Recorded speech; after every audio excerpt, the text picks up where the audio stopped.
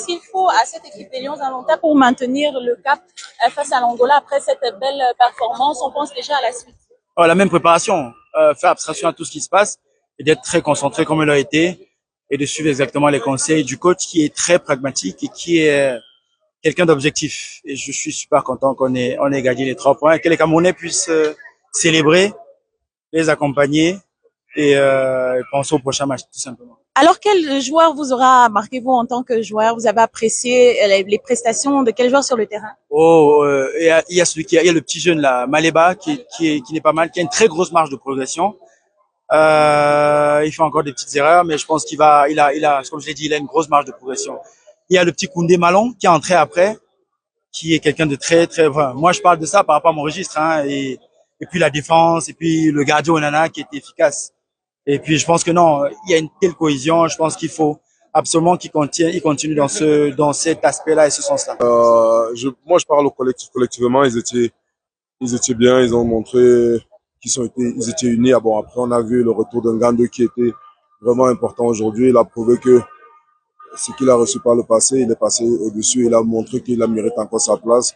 On l'a aussi, il a montré. Baléba. Après, bon, moi je dis c'est tout le collectif, hein. Tout le collectif, on est fiers de ce qu'ils ont produit, malgré le contexte qui était difficile pour eux.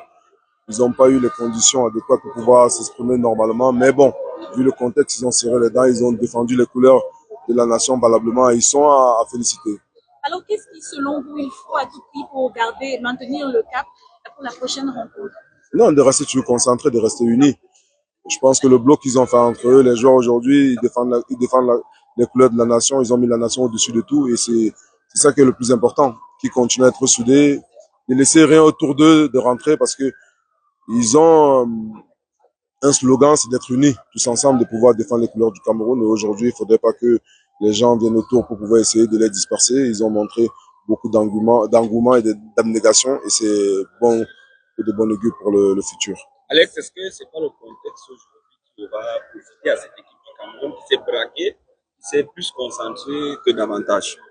Non, je dis bien que c'est bien. Ça montre que des joueurs aujourd'hui, ils étaient libérés. Déjà, on a vu tout au long de la semaine, hein, les 2-3 jours qu'ils ont commencé, ça rigolait, l'ambiance était bonne. Vous savez, le footballeur, quand il y a le groupe est uni et est sain, c'est bien. On travaille sans avoir les maux de tête. Et aujourd'hui, ils ont montré depuis quelques jours que humainement, leur groupe est bon, ils vivent ensemble, c'est convivial, c'est familial et c'est ce qui s'est produit aujourd'hui par rapport à ce qu'ils ont vécu et ce qu'ils ont montré, de montrer à la nation aujourd'hui. Je pense que c'est parfait. Il faut juste les laisser comme ça, de pouvoir continuer à travailler ainsi et on verra que le résultat va être encore meilleur. Un mot sur l'environnement, qu'est-ce qu'il faut aujourd'hui pour décomplexer cette année? Non, de laisser les gens jouer. Aujourd'hui, nous on a joué, hein. On est passé, notre temps est passé, il faut l'accepter. Le football est comme ça. Aujourd'hui, c'est leur temps. De laisser les s'exprimer. Nous, on a joué hier. Aujourd'hui, c'est eux. On doit les accompagner. Sans plus.